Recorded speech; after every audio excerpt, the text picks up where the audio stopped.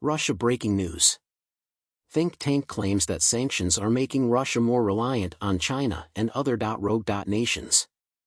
Russia is becoming more reliant on China and more embroiled in rogue states as a result of sanctions, according to a research group.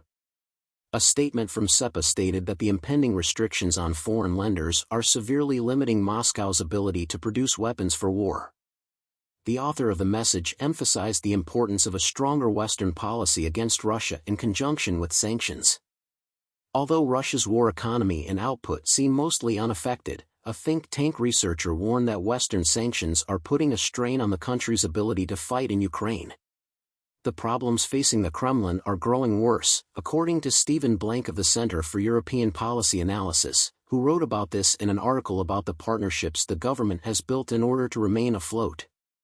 The senior fellow at the Foreign Policy Research Institute stated, its defense output is clearly facing problems given the Kremlin is constantly running to North Korea and Iran for missiles, drones, and even artillery shells, meaning that Russia will have to pay off its debts to these rogue states in the future. According to Blank, that is an outcome of making penalty attempts more effective. Particularly noteworthy is a December U.S. presidential order that authorizes the Treasury Department to impose limitations on foreign financial institutions that provide support to Russia's defense industry.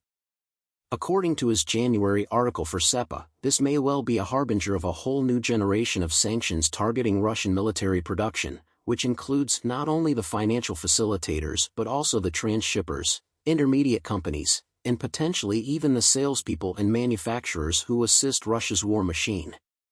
According to Blank, Russia has already seen its lending relationships with Turkey, India, China, and the UAE strained as a result of this decision. Because of its branch in Russia, even an Austrian bank is on the U.S. government's radar. Energy companies in the country are waiting months to get payments, which is reducing money from Moscow and slowing down defense manufacturing. Sanctions have reduced the Kremlin's trading capabilities by targeting specific vessels that transport Russian petroleum with a price tag higher than the Western $60 per barrel limit.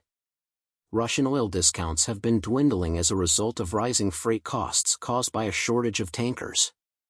Despite being the largest customer of seaborne Russian oil in 2023, it has led India to seek petroleum from other sources more and more. Rather, Beijing's alliance with Moscow has strengthened, and China now has that status.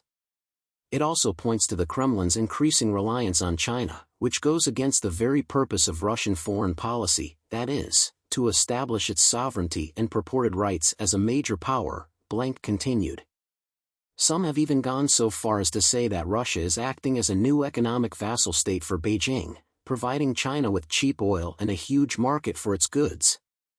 In the first half of 2024, Chinese exports to Russia increased 12.5%, and bilateral commerce between the two nations reached $240 billion last year. While Blank acknowledges that the criticism over the effectiveness of sanctions is unwarranted, he maintains that additional measures are necessary for the West to completely undermine Russia's military endeavors and discourage trade with the country. Along with these limitations, he said, the United States and its allies must devise a stronger policy, including the prompt supply of arms to Ukraine and counteroffensive actions against Russian disinformation.